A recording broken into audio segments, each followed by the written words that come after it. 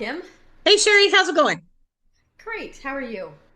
I'm good, except for the broken toe, but I'm Except for good. the broken toe. Okay. Yeah, So here we are dogs. on the screens, Hmm. about to talk about how bad screens are. How bad they are. They're so, and even for adults. I had just confessed to my boyfriend a couple days ago that I'm addicted to my phone. I'm addicted to it. I like the way because I have this coloring game on it. I don't know Hmm. if it's a game because you don't win other than completing coloring the game, but it's very relaxing. So I like doing it before bed. Hmm. But then I find myself like, oh, I love this. And I want to color another picture and color another picture. And I'm just, I'm bored. And I catch myself just absentmindedly grabbing my phone and starting to color something. We're like, I got to stop doing that. There are so many other things I could be doing except coloring. Well, coloring, especially like adult coloring books and adult, I mean, like, yes, it is very relaxing. And people are, I get it. However, okay, so many things to unwind. I remember teaching. It was community college, dual credit in the high school. Mhm. Okay, so you're familiar with that environment. Yep. Yep. For Okay, sure. but this is also like 10, 15 years ago. Okay, Yeah. okay, Yeah. so I would write stuff on the board, and kids, rather than taking notes, would stand up and take a screenshot Hmm. Hmm. so they could remember it. Yeah. Okay, so we know that there's this connection between what happens physically and what happens mentally.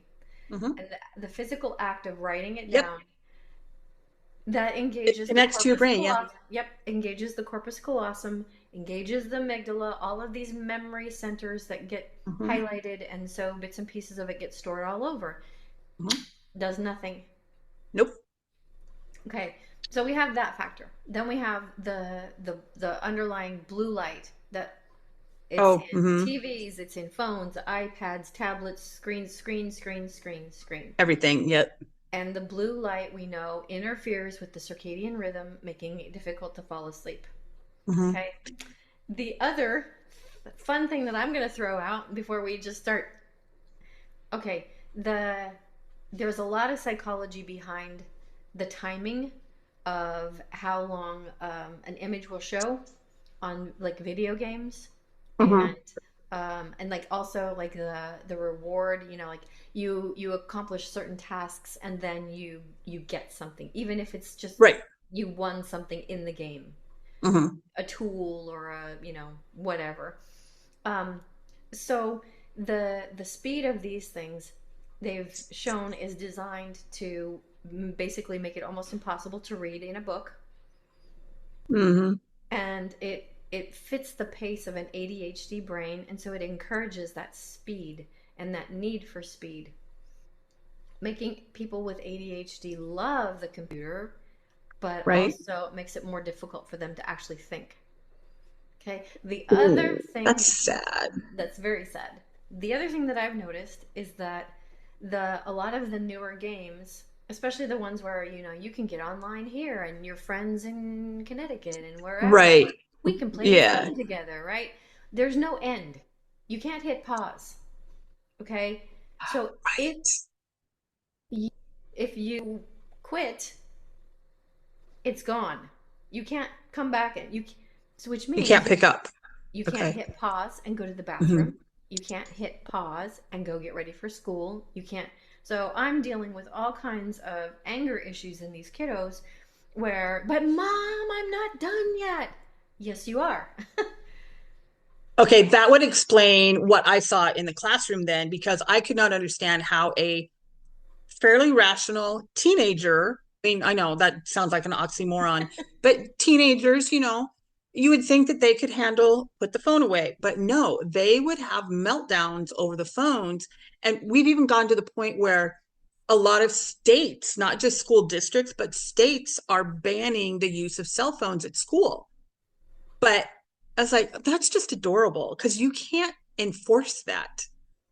You can have all the phones put on these nice little carrying caddies, but they put their burner phones in there and they still have their phones with them and they know how to sneak them and they're very clever at hiding them and they still have them. And and then don't even get me started on the earbud things, but enforcing it is just ridiculous. And this is where, and even parents are so enabling of this, where, well, what if there's an emergency? I have to get a hold of my kid. It's like, do you know when we were in school, if there was an emergency, you would call the office and have an adult come down if it were an emergency. But everybody thinks everything's an emergency. And I think of your thermometer, you know, Right. your fear factor thermometer, that not everything is a freaking emergency. Well, So okay. just anyway, Here's sorry, I got off on no, a absolutely. You're 100% right. I've said it before and I'll say it again. If it's an absolute emergency and you're calling me, you have called the wrong number. It needs to be mm-hmm, 911. I'm not going to give you CPR. I'm not going to come rushing to your house with a fire hose. If it's an mm-hmm, emergency, call the appropriate places. If it's right. an urgency, again, there are proper channels. Mm-hmm. People have existed for, yeah, just a couple years before we invented cell phones.